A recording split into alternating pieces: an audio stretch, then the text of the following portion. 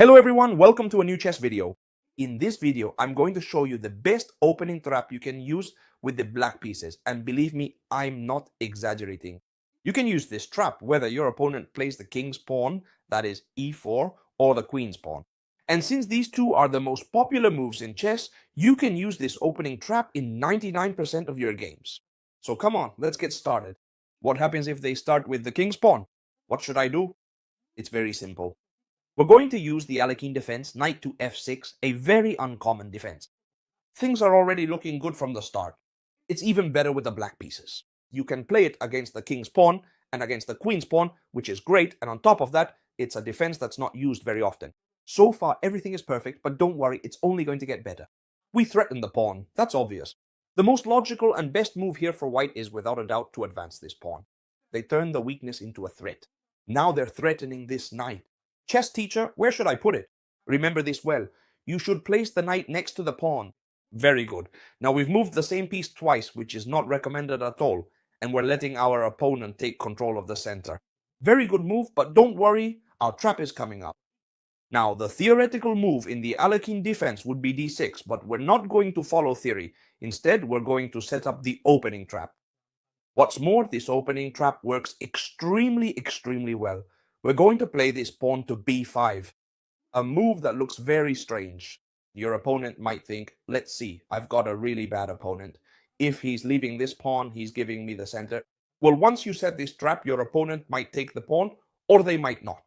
Let's see what happens if they capture this pawn, which at first glance seems like a very good move. What we want to do with this is gain the initiative. And now we're going to continue with this wonderful move here, c5, an extremely good move. What are we doing? Threatening pawn takes pawn. But here many will say, come on chess teacher, you're going crazy. You just gave away a pawn and now you're giving away another one. They might take it or they might not. First of all, what happens if they're greedy and take the pawns? That's what I see most often, that my opponents eat up the pawns when I give them away. Let's see what happens. Careful, because here we're opening up the lines to place our queen on a 5. Queen to a 5, check, and I'm going to take the bishop. So watch out for this trap because you always have to be very careful about placing your queen on this diagonal here. Should you play queen to 5 now? Yes. Even though we're attacking the bishop and our opponent is threatening our knight, we still have to do it. Let me show you how it would continue. Queen to a 5, check, and we take the bishop. How can they block this check? They have many ways. For example, if they block here in front with bishop to d2 or knight to d2, that would be a very bad move because we simply take the bishop and the queen is no longer attacking the knight. Therefore, they can't put any piece in front of the king and in front of the queen, right? If they play knight to c3, that would be a huge mistake because we would win a piece after knight takes, pawn takes, and now the knight is no longer being attacked. Therefore, we would capture the bishop for free. And not only that, but our opponent would have 3 doubled pawns. They would have a very bad pawn structure. So here, you can't play knight to c3 to block the check. What should white play? I'm sure many of you have guessed it. c3. c3 to block the check. And if we capture the bishop, our opponent could capture our knight. So how should we continue? Well, it's very simple. We take the bishop. If when our opponent takes our knight, it's true that we're down 2 pawns, but now we play bishop to b7 attacking the queen, and you can see what happens, right? Ladies and gentlemen, wherever the queen moves, we're going to play bishop takes b2, and we're going to capture this rook. So now we're down a pawn, it's true, but we're going to win the rook, no matter what they do. For example, if here they decide to play, just to say something, it really doesn't matter to us. If they try to threaten our queen, that would actually be even worse. If they move up anything like bishop to d2 or something, we take the rook. But if they try to threaten our queen, it would actually be even worse, because they let us come in here, check, and the king would have to escape. Now we would take the rook, and we'd be up a rook. Well, first here, obviously, we would trade queens, right? Because they're threatening ours. We trade queens and take the rook. Here we would have a rook advantage, but not only that, this king has already moved and can't castle anymore. We're going to develop the bishop and castle. These pawns will be very easy to capture, and we'll have a tremendously good advantage. What do you think? Does this trap look good or not? Well, just wait, because it gets even better. We've seen what happens if they play the king's pawn, right? But what happens if they play the queen's pawn? How can we continue? So, right from the start, we're going to make this amazing move. b5. And many of you will say, what a bad move. Again, you're giving your opponent the center so they can take over the whole board. Plus, the bishop attacks our pawn, and this can't be good in any way. But don't worry, because we're going to reach an almost identical situation. By the way, I'm preparing a trap with the white pieces that's also going to blow your mind. And let's do a challenge. If this video gets 400 likes, I promise to upload it as soon as possible. So it's in your hands. Alright, now they're threatening this pawn. Should we defend it? No, we should keep playing knight to f6. That way, if they capture our pawn, we simply take the central pawn, and we would have made a favorable exchange since they've taken a side pawn, which isn't worth much, for a central pawn, which is worth a lot. But of course, here our opponent might realize that they have a way to win this pawn completely for free. It's true that we're threatening a pawn exchange, but if they push this threatened pawn forward, attacking our knight, then they'll be able to capture this pawn, and that's correct. However, this is starting to sound familiar to you, isn't it? The knight moves next to the pawn, and when they capture, we're in the same situation as before. And notice that now they've started with the queen's pawn. How are we going to continue? You remember, right? c5. Key move. We've seen that if they captured, we played queen to a5. Do you remember? We just saw it. But chess teacher, what if they don't capture my pawn? It's obvious, isn't it? It could be, for example, that when you attack this pawn, they defend it with c3. A more than reasonable move. White has an extra pawn, and now they're defending their structure. Well, don't worry, because here, all you have to do is pawn takes pawn. Remember this well. And now again, queen to a5. Notice that now we're threatening the same thing again. Check, and I'm going to take the bishop. But now it's even better than before, because the queen is blocked by the pawn and won't be able to recapture the knight. That is, if they cover with either queen to d2, bishop to d2, or knight to d2, what are we going to do? Well, we're going to capture the bishop completely for free. So, what should they do? Well, they should play knight to c3, but it's exactly the same because we'll simply take knight for knight, pawn takes knight, and now be careful, don't take here, because they would just play bishop to d2 and defend the rook. You should take the bishop and you'll be a piece up. Notice one thing, 5 or 6 moves have passed and you already have an extra piece. You have no idea how many games I've managed to win just with this trap. But there's more. Alright, first we play the knight. Now we come here, they occupy the center, and we play b5. You know, if they play the queen's pawn first, then you do it the other way around. We've seen both ways. So here, what happens? That when they captured this pawn, we played c5, remember? And we've seen that whether they capture this pawn, they're lost. If they play c3, they're also lost, but they might make other kinds of moves, like c4. This is a move you should know, since now it seems like our whole plan has fallen apart. They're threatening our knight. We can't come here to take the bishop because this pawn is defending the bishop. It seems like now white has a big advantage. But don't worry, your friend chess teacher is here to tell you what you need to do to win. Remember that. And yes, leave a like if you want to see the trap with the white pieces. What are we going to do when they attack our knight? Give up the knight? Pawn takes pawn. It could happen again that they take ours and we take theirs. That's why I like these videos so much, because I try to give you all the more or less logical answers. That way, whatever your opponents do, you'll have it under control. So first of all, what happens if they take that knight you're giving away? It's the most logical thing in the world. Well, by capturing this knight, we would simply come in again with queen to a5, check, and take the bishop. As you can see, no matter how they block, we're going to capture the bishop. For example, bishop to d2, queen takes bishop. We have the same material, right? We have a pawn for a pawn and a piece for a piece. But not only that, now we're threatening this pawn. We're threatening this pawn. If we take this pawn, this one will fall too. We're also threatening this one. In other words, our position is so much better. We can also place this bishop here to control this diagonal, and they won't be able to do anything. Careful, this is very important. When they play c4 against you, the right move is to give up the knight. But if they capture it, it's very simple. Queen here, I recover the bishop and end up with a better position. But here, white has a much better move. You need to be careful. The best move for white is queen takes d4. They recover the pawn. Now white has an extra pawn. They're threatening this knight. Queen to a5 no longer works because the bishop is defended by the pawn. So chess teacher, what do I do here? I'm left a pawn down with a lonely knight in the center. Now it's under attack. What should I do?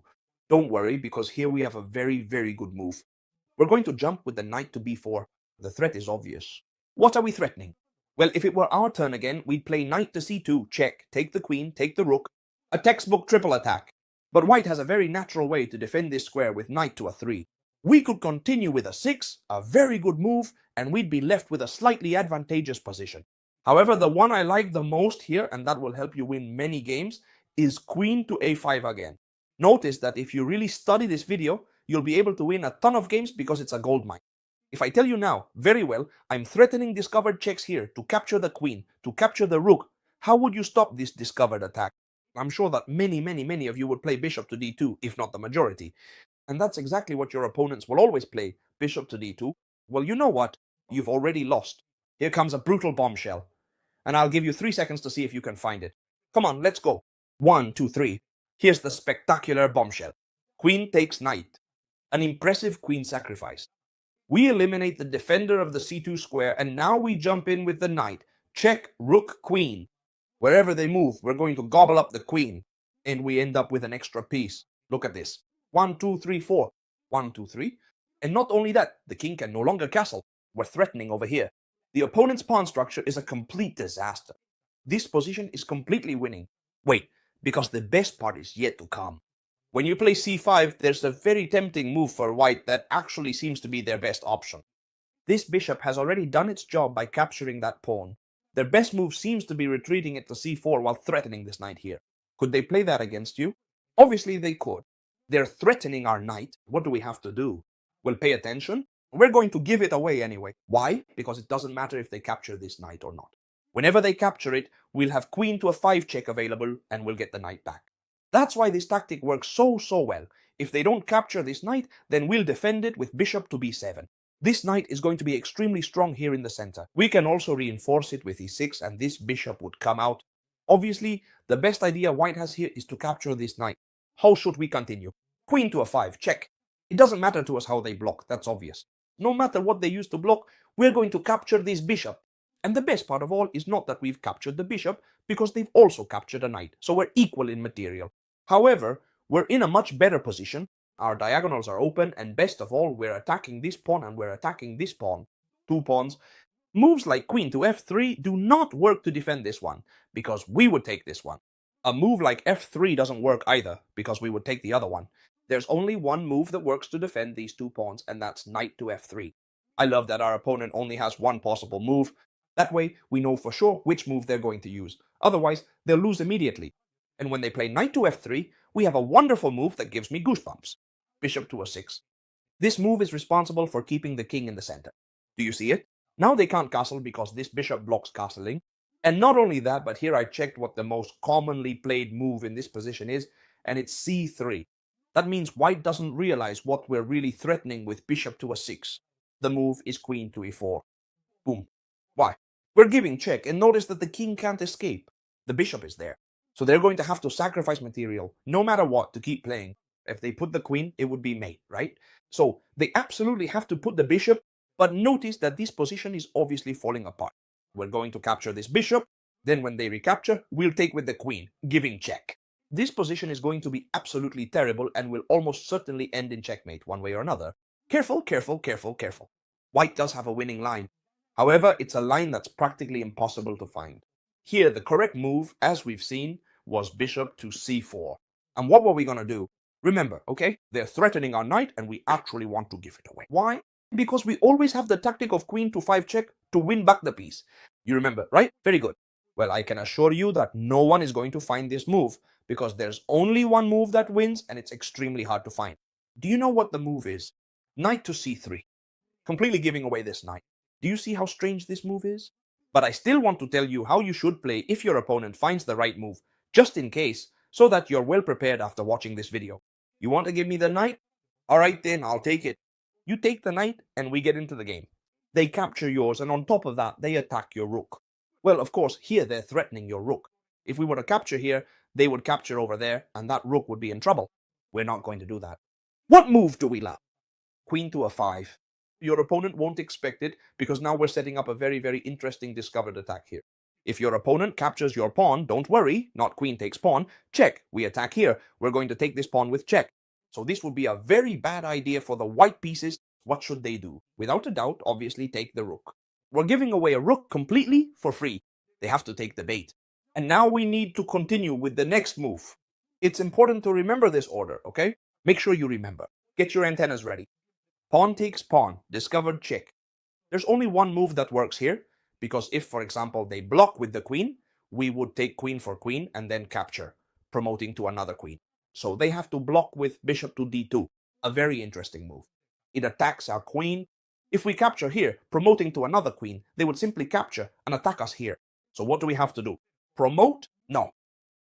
Remember this well, that's why I'm telling you. First, it's super important to capture the pawn on e5 with check, because now we're placing the queen on the same diagonal as the pawn. So when we promote, this pawn will be defended. Do you see the difference? That is, now, when they defend against this check, it really doesn't matter. We're going to promote, but we're going to promote to another queen.